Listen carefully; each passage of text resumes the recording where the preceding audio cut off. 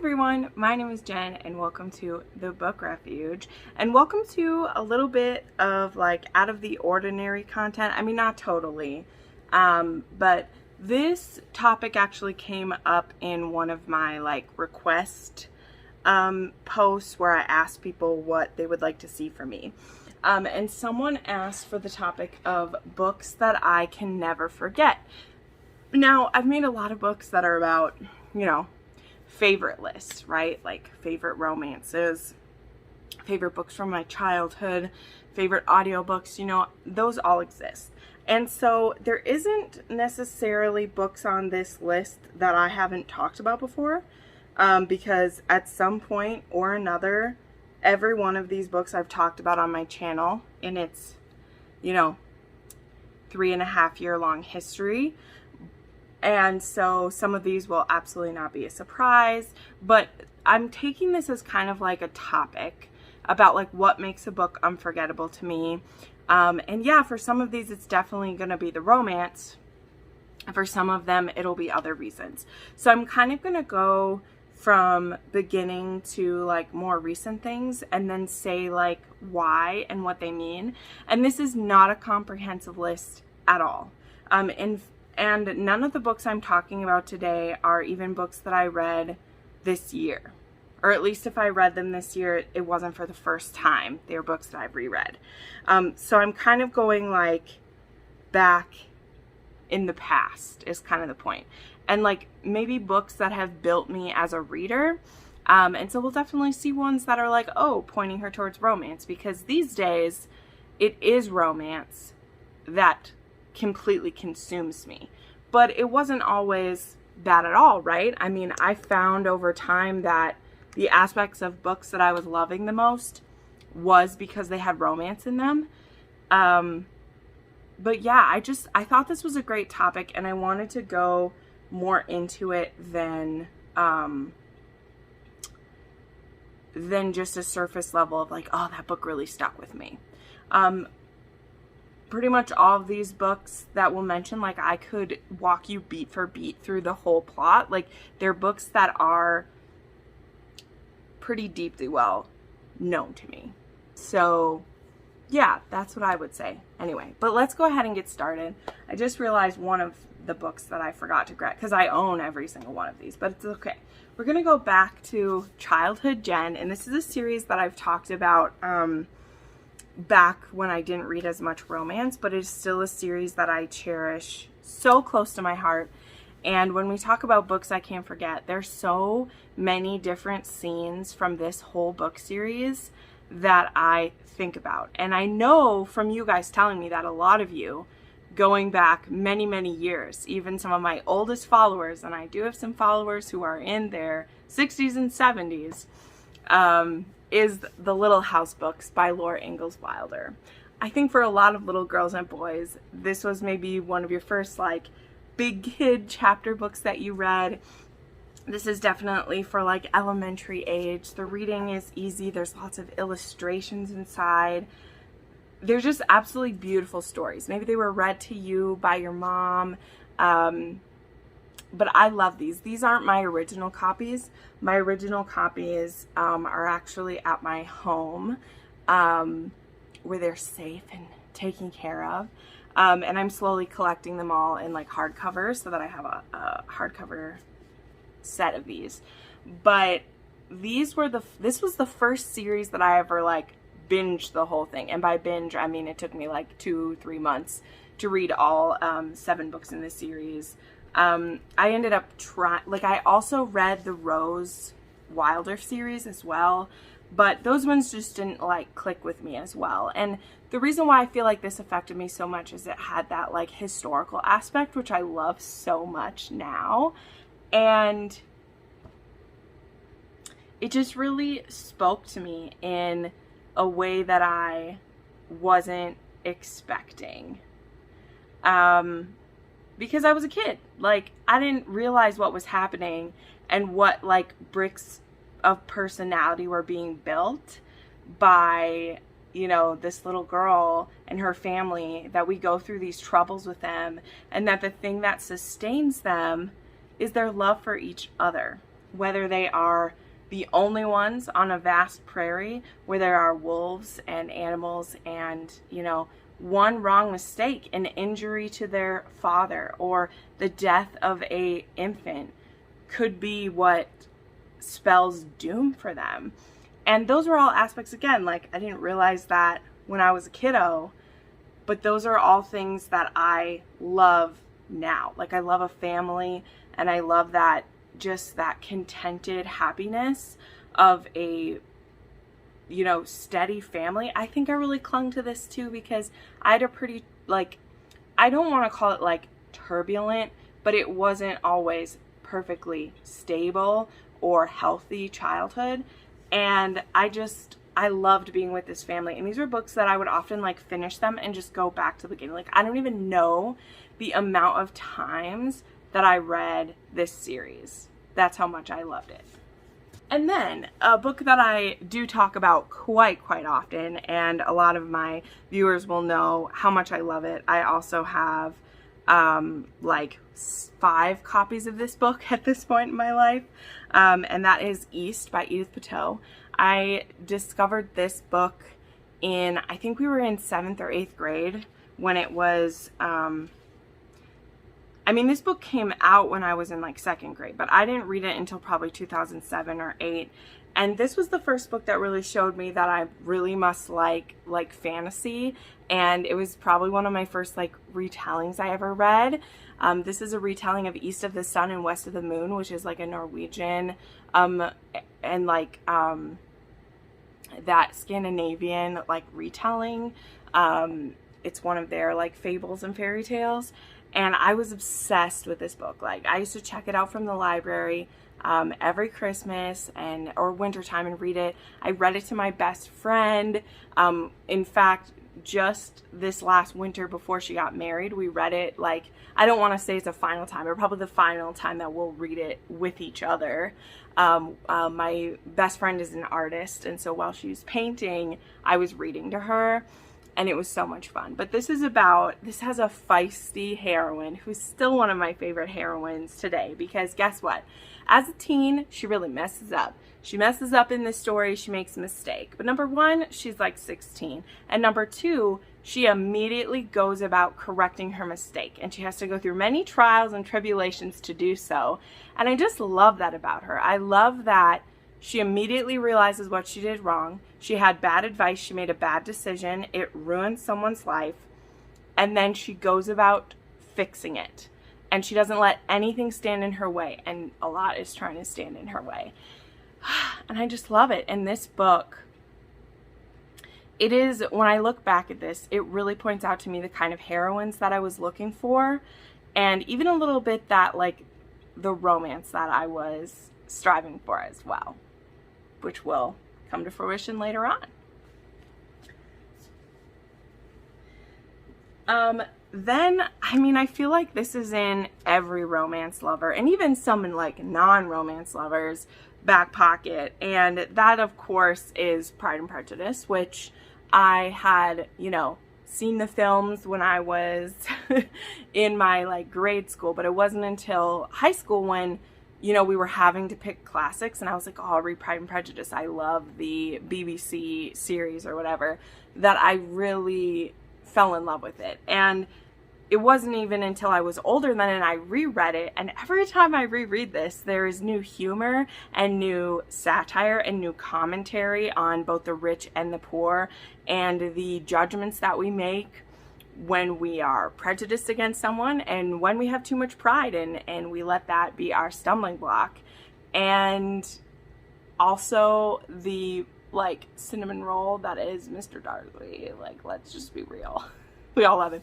This is another book. I have 5 different editions of Pride and Prejudice because, you know, it is, I think, kind of like it might be like a public domain. I think a lot of classics are like public domain, and so they can be done by like everyone. But I don't have to tell you, you know, what parts of my id that this taps into, because I think it's the same for all of us. But if we're talking about books I'll never forget, I mean, it's this. I mean, pretty much any romance that starts off with 2 people not quite getting along or having a miscalculation about the other person, has some part of it that will remind us of this, because it's just that formative, like, beginning story for so many people, and I love it. Then, at a shockingly early age, we do have an entry into a full-on romance, and this is probably one of my most cherished. It is one of my most cherished books that I have. It's pretty beat up. Probably only beat by the signed edition that I have. But at this point in my story of books I can't forget, we do enter The Duke and I, which I have said this before, and, you know, I'll say it again, like, first reading historical romance, which we now can, like, kind of see that those were things that, you know, are around, that were known to me. But historical romance was something my mom always read. Ooh, we'll give you some Simon and Daphne on the back there. Really beautiful.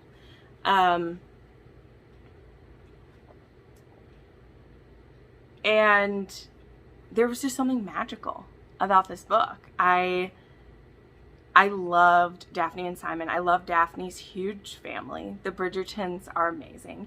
This was one of the first series where I was like, I need to track all of these down, and I like made a plan, and I had a job at this point, right? So I'm like saving up my money and going to the used bookstores in my town, digging up all these books, which just been back to some of those, and you can't find Bridgerton books to save your life. So I'm very happy that I have had those books since such a young age, and I've carried them from state to state and house to house. I've lived in since I was 16 years old.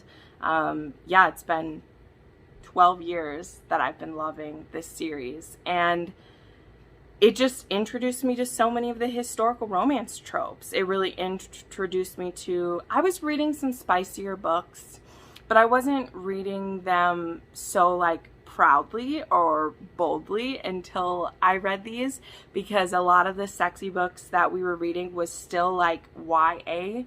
And I say we because me and my best friend Shauna, we shared all the books that we read. Like, we shared all of them. If she found a sexy romance, like, we shared it. And not just romances, like, we shared our books back and forth. Because we both lived in different towns, and so we had access to different libraries. And so I would get like 10 books from my library, and she would get 10 from hers, and then we'd swap them with each other, and then swap them back to return them. And I loved doing that with her, sharing the Bridgerton books with her. But yeah, it just really started to, but anyway, what I was saying is, like, we were mostly reading YA, and we were always searching for the sexiest ones we could find, and there was only so much you could find, which is fair enough. Like, we were in the YA section. We shouldn't be getting erotic books there. That's true. But it wasn't until I read books by Julia Quinn that I was crossing the aisle, as it were, to the adult fiction section at my library.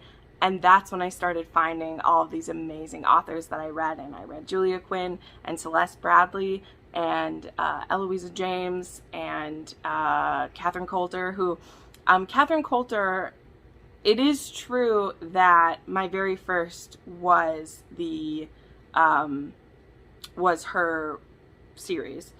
But even then, like, those ones didn't quite connect with me the same way that these ones did, because these had that little bit of humor in them. And so I had to share this, because this is when I really kind of went gaga for historical romance, for sure. Love those. Then we kind of jump ahead to the fantasy romance that really hit me the most. And this is actually quite a few years more, because, you know, reading this, like I said, I read historical romance and some contemporary romance for the next many years. That's mostly what I read. And I was still reading, you know, all these other kinds of books as well. And then it wasn't until I was living in Fargo, which is 6 years ago now. I think 6 years ago now.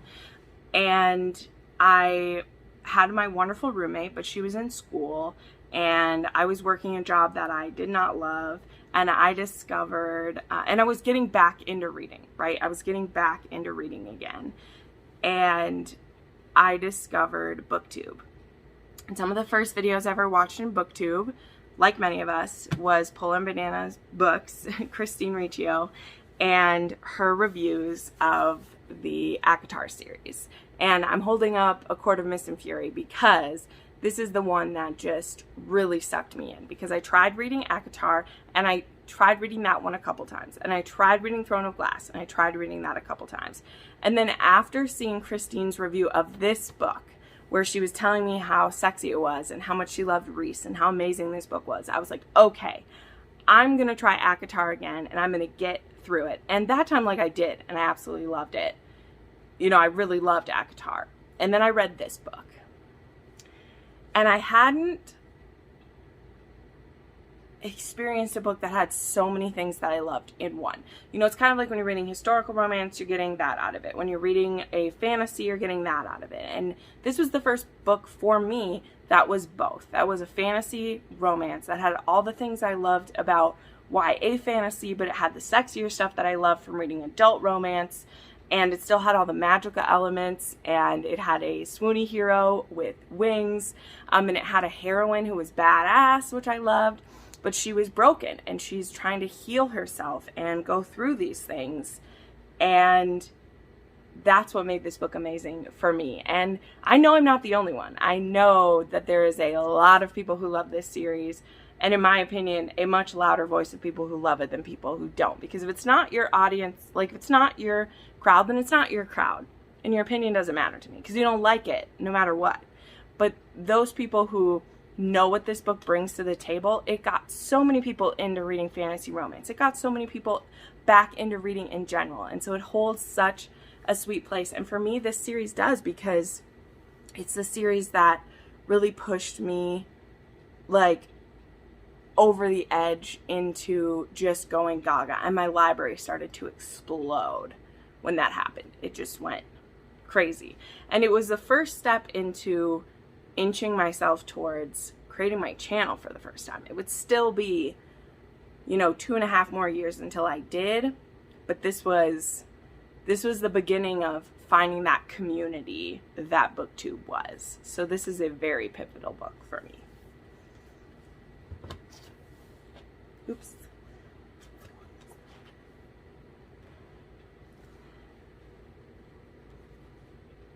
Then we have a couple books that I found because of TV shows, and actually some books that came before the one that shall not be named, which we'll get to in just a little bit, is that one of my friends, for Christmas, she bought me the first season of Poldark, which I think I have right here. This was a Christmas gift in like 2016, and I loved it, but only the first season of Poldark was out. That's the only thing that was out. And so I had to know what happened. And so I knew that it was based on books. I did not know that it was based on a series of 12 books. But these are my really pretty copies. These aren't, I have the original books in my closet, but I have these beautiful copies that I have to show. I have Ross Poldark and Demelza. These gold foil pages are absolutely gorgeous, even though this is such creepy pictures on the front of these.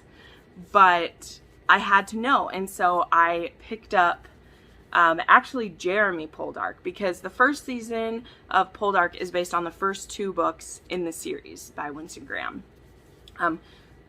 These books were an amazing feat. They were started in 1945, and the last book that he wrote was written in like 2005. So dude wrote these books over like a 60-year time period, which is just mind-boggling to me. I think so. 50 or 60. It's a very long time. Pardon me if I'm not exactly right.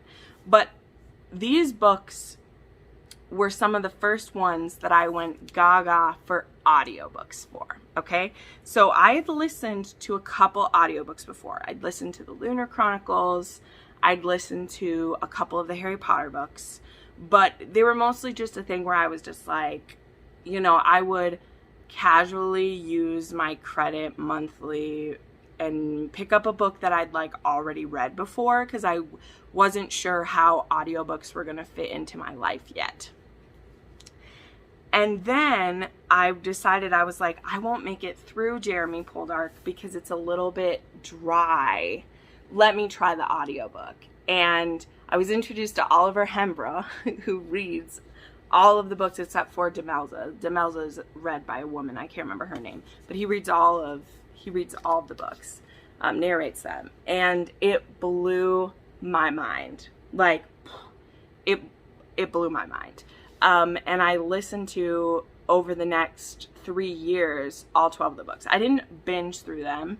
I was kind of reading them in line with the series for a while until season 3, when I realized it was completely diverging from it. And then I was like, okay, well, I'm going to finish the books.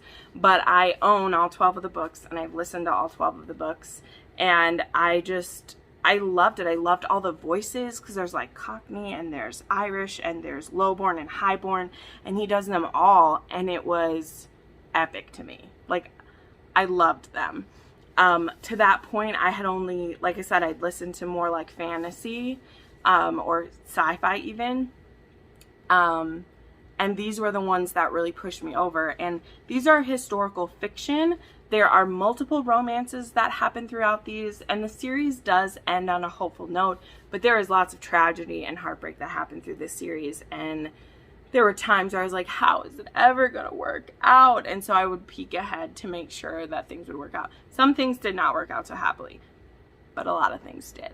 And I still highly recommend this series to people who do like historical fiction, which isn't my normal bag, but for some people it is. So sometimes it works.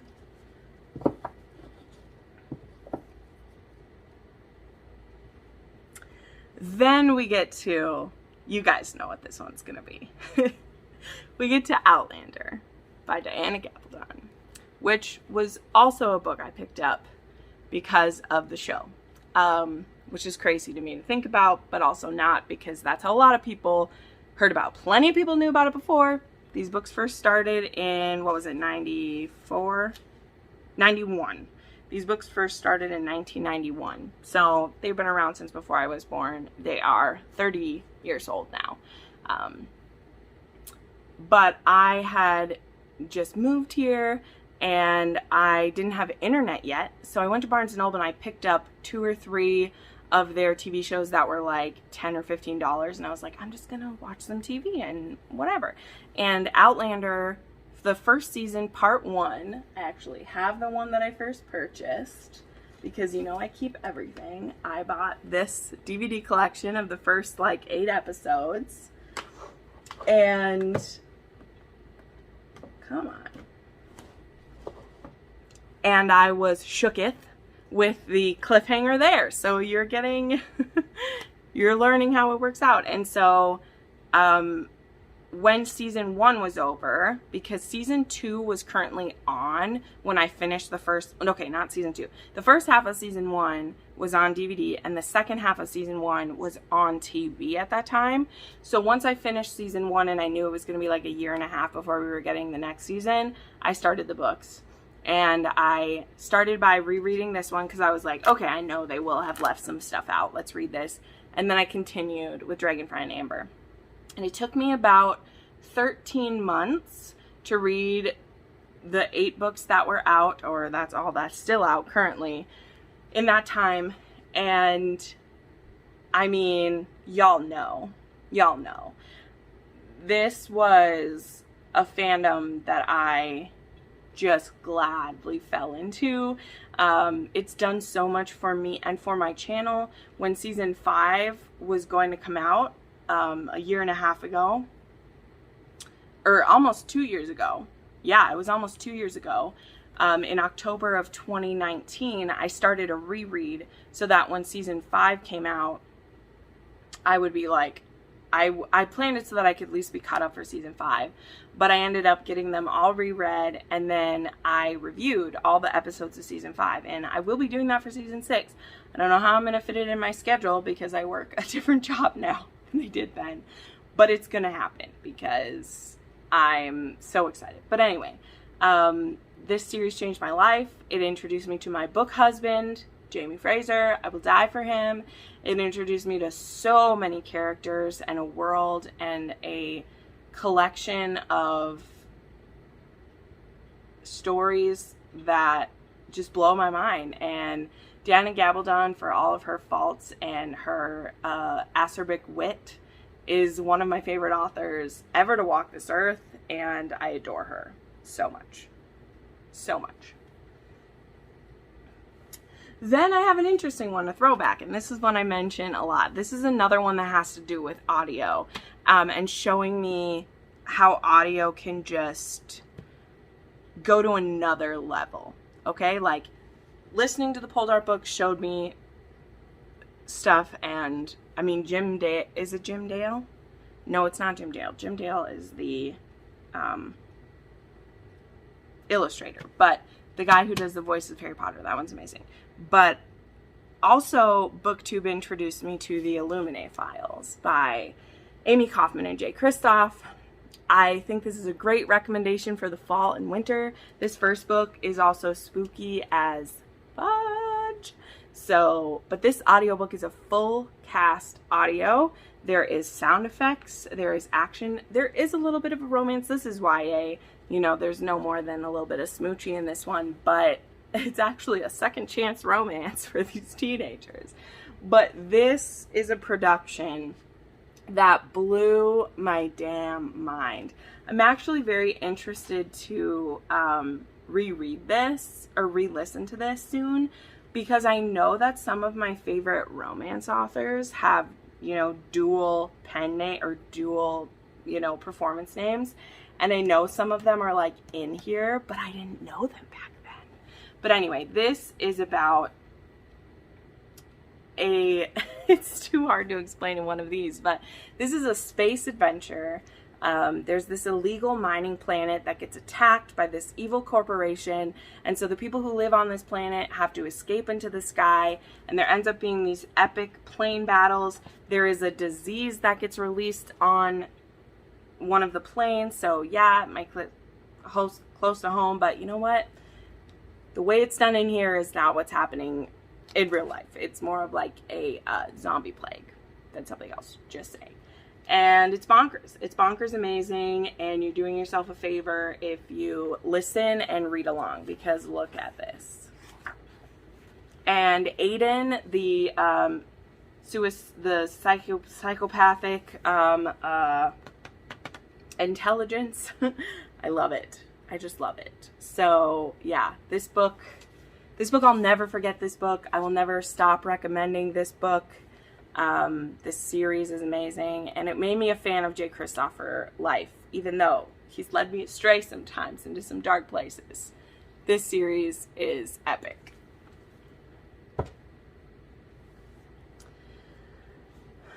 Just two more to discuss. Now, this one, I don't want to call it controversial because it is for a specific market of people. And if you fit into that market of people, then this book works for you.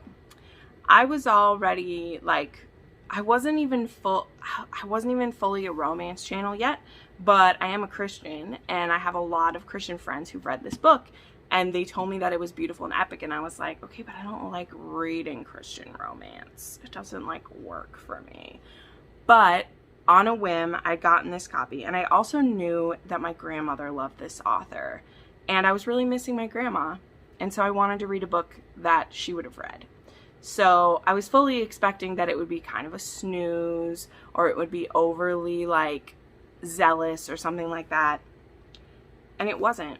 It's one of my favorite romances I've ever read, and that's Redeeming Love by Francine Rivers. This is a retelling of Hosea from the Bible, and in fact it's about Michael Hosea, because why don't we name him after it? And it's about a heroine named Angel who was sold into prostitution as a child, and now she's in California where the gold rush is, and she's continually pimped out, and she doesn't even have like any energy to do anything about it. And Michael Hosea is a farmer, and he is looking for a wife. And so he goes to town, and he happens to see Angel walking by, and God says, "That's your wife." And he's like, "Lord, I'm a righteous man, and she's a prostitute. I don't understand. And Michael listens to God when God says, that's your wife. I don't know what to say. Like, this book broke my heart. And I know why. Like, there's so many things about dark romance that remind me of this book. Like, there's so many things. And I hadn't read much dark romance yet. I'd only read a few things. And there's so much about this book. The healing properties of love, of faith, of a man being consistent and faithful and loving you more than you could have ever imagined. Loving you with almost a godlike love. This is not this clean, pristine story, okay? If you look into why Francine Rivers wrote this book, it is very gritty and sexy and heart-wrenching, and it's not clean in the ways that some Christian romance can come across. It's not inspirational in the same way some of those are. You know, and Francine says, she's like, I didn't know what I was writing. This is just the story that came out. It had a lot to do with my own journey with the Lord and like things that I was struggling with and not feeling accepted and all these things. And so this isn't an edited story and edited and like, it's all out there. It's all bared. And that to me makes it more powerful than just a quote unquote run-of-the-mill romance, you know, because it crosses both lines, you know, it goes to both sides. If you had read this and you didn't know that this was a Christian author, like, yeah, you're going to realize that faith is a huge part of this because that's what Michael Hosea is.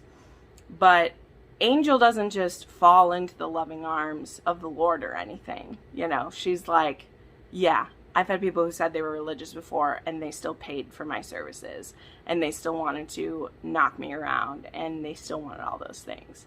And this book was just so powerful to me.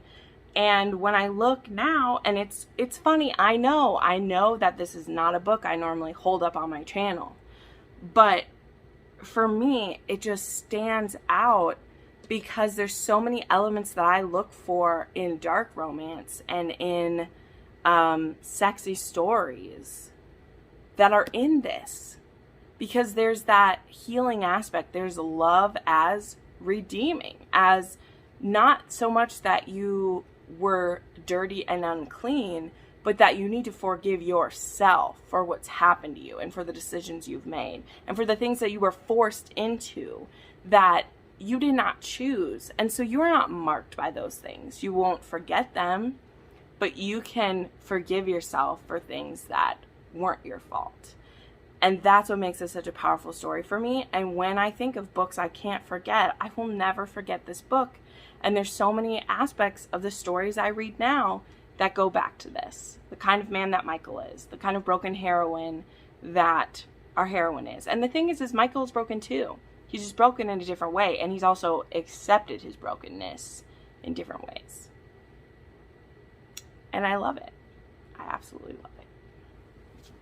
And the last one I want to talk about is funny because again, I haven't picked too many like straight up romances in this. Like actually only like two. They all kind of fit into other genres, right? But this one is one I can't forget, and it introduced me to some other aspects. So that's Breaking Perfect by Lydia Michaels, and y'all know this is a fave. I reread this one last year, I think, and this was, I think, my first MMF, and I don't even remember how I stumbled. It might be the second, because I think that I read it, Katie Robert was my first MMF. I think I read that, and then I was like, oh, this is the thing. I want to read more, and then this was on a list of them. And this one is this married couple, a male and female married couple, and the male's ex-lover comes back into their life after his father dies. And his father is who really held him back from being with his lover at the time. He was afraid of what his father would think and of how it would appear.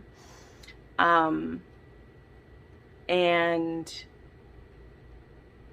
yeah, and oh, this book was not the like smutty ride I was expecting, even though there's plenty of that, but there was so much healing that needed to happen. We also have a heroine who has OCD to the point of self-harm. When she is feeling out of control, she needs to clean, she needs to organize, and she will hurt herself to do it. She will clean until her nails bleed. She will be just absolutely obsessed with things. And when this ex-lover of her husband's comes into their life, there is this turning point where this could be a disaster, or it could be the making of them, the making of something new. And while it could be breaking perfect, it could be creating something new out of those pieces.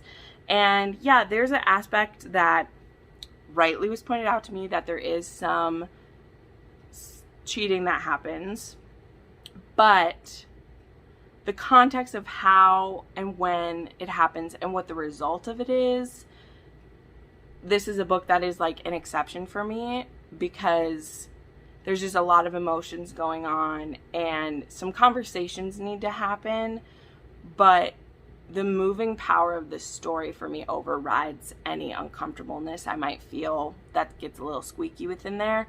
But I understand if for others they're like, whoa, that was a big line to cross. Like, believe me, I get it. But in the way that this story is told and the things that it showed me about, this one doesn't full on have BDSM in it. It has tiny little elements of it. But the way that sex as healing and sex as bringing people together, which is something now that I am always looking for in books. Like, I want the sex scenes to progress the story and mean something. Sometimes I'll just like a little spicy spice. But this one was one that every sexual encounter, whether between all three, or the husband and wife, or the husband and his ex-lover, or the wife and the lover, they all were progressing this story and doing something. And it's that transformational sexual experience that is now a staple in books that become favorites of mine. Like, that's what I need to see. Lots of books give 5 stars for me. I hand them out pretty freely. But books that are 6 stars will definitely have that as an aspect in them somehow. So, I think we've come to the end of this journey for today. This was very difficult to pick these books. And again, I know a lot of them are ones I've talked about before. But I hope today, in going through this with me, you kind of see, like, how I place some of these books and like why books stick with me or come up again and again on recommendations for me. And it's because they kind of click in to some of these like foundational pieces of my reading journey. So yeah, thank you so much for sticking around if you made it to the end. I'd appreciate it if you gave this video a thumbs up. And yeah, I'll see you in the next one. Bye.